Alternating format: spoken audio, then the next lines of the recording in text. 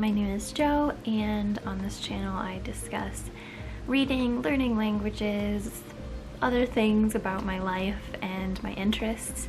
I thought that something that I really would like to see but I don't often see is people just discussing what they've been reading, listening to, watching, etc. in their target languages. I see a lot of people make dedicated recommendation videos for learning resources specifically, but not so much just kind of reviews of things that they have been watching from a language learning perspective.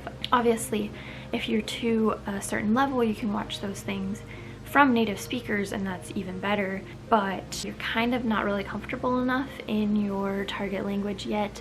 That can be a little bit difficult. So I thought that just periodically I might make these videos when I have watched enough things to have something to talk about, and just kind of casually discuss and review the things that I've watched, listened to, etc.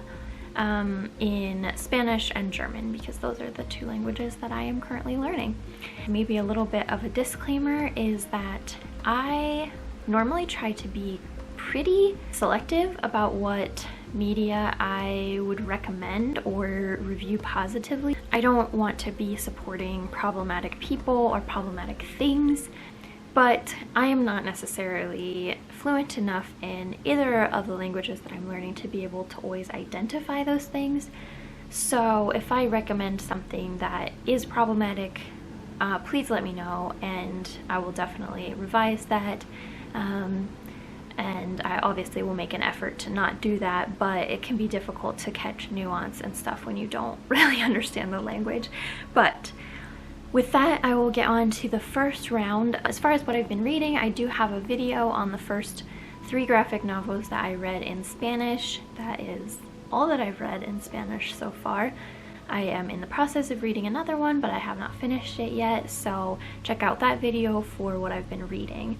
And for what I've been watching, a short series on Netflix called The Great Heist, not to be confused with Money Heist, which is of course also a great show. Highly recommend it, but I feel like probably most people have already heard about it. So The Great Heist is actually the story of a 1994 bank heist that happened in Colombia, and I think it's like a semi-fictionalized account.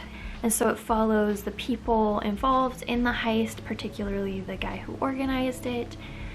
And I really enjoyed this show. I thought it was super entertaining and pretty easy to follow. It wasn't the easiest to understand for me. They do speak rapidly and, you know, as expected. And it's not vocabulary that I'm always the most familiar with. But yeah, it was a really entertaining show. Definitely kept me engaged, and I would recommend it. The last show that I have seen that I really recommend for learning is High Seas. The title in Spanish is Alta Mar. It is on Netflix, and this show has been so beneficial for me in learning. I don't know why. I just it's the perfect show for me right now. I just stumbled across it. I picked it totally randomly, and it is a show set just after World War II.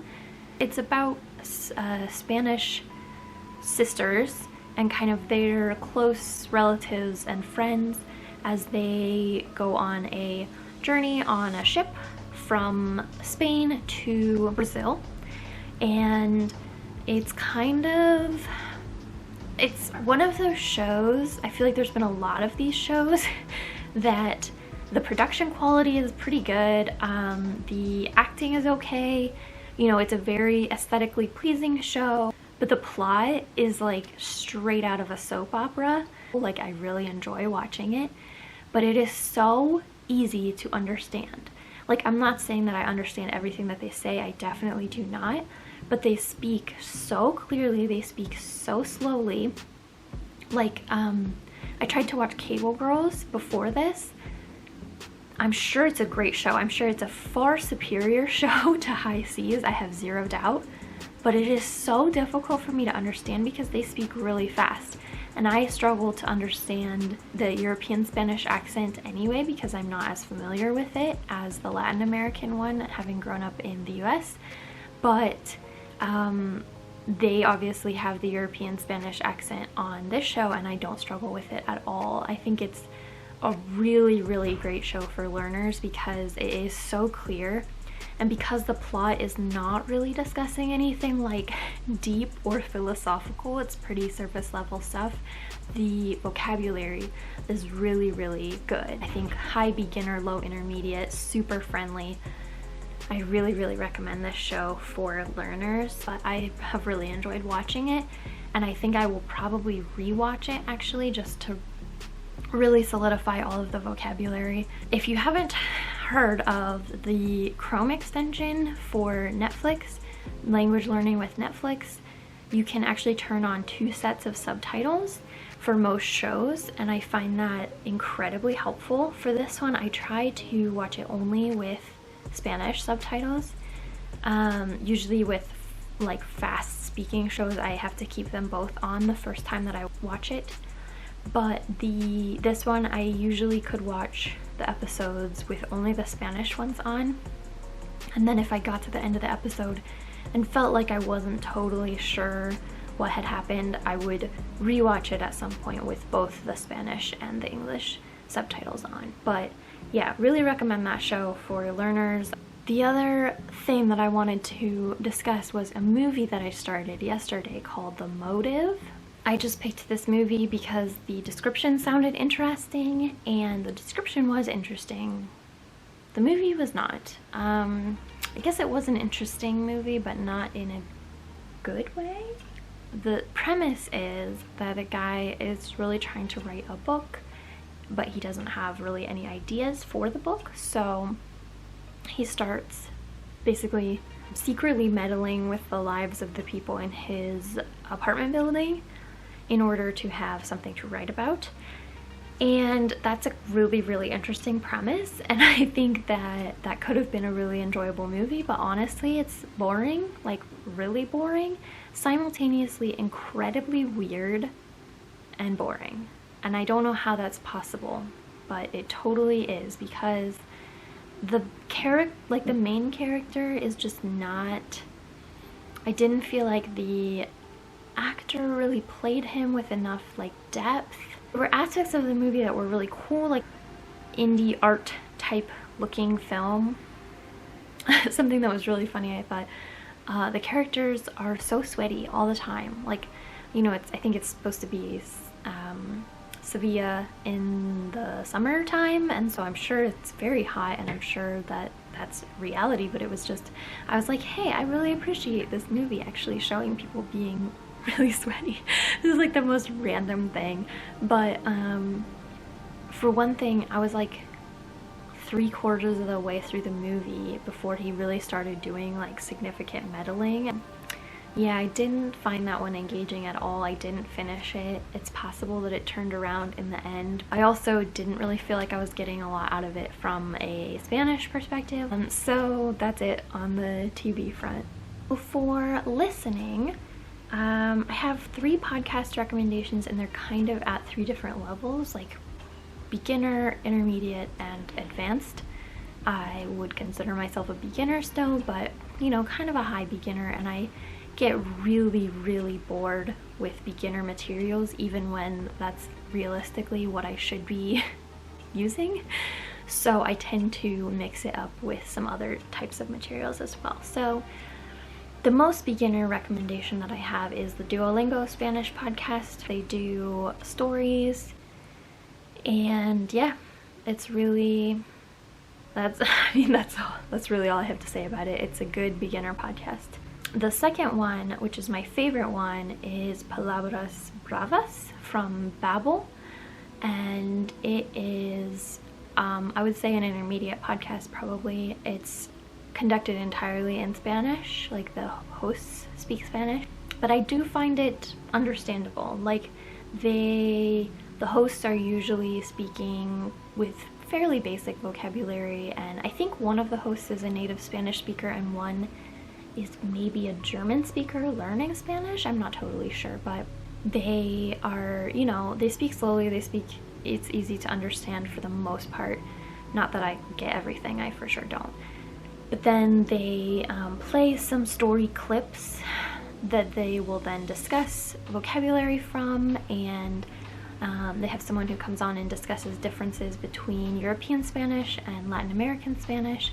They talk about a lot of slang, which I don't really need at this point, but it's interesting. So I would say I'm mostly getting things out of the host speaking. I think it's a podcast that you could listen to at a lot of different levels because like I'm not so much trying to get things out of the scenes, like the stories that they tell. I'm more just listening to it as a podcast all the way through, trying to get whatever I can out of it. Whereas if you are more intermediate, you're probably listening for more specific, you know, vocabulary words like slang, terms, and to get more background knowledge. So yeah, I really recommend that one. I think it's a really good podcast. And the last podcast, which would probably be for advanced learners for the most part, is Radio Ambulante. I'm like trying to say that in German and I don't know why.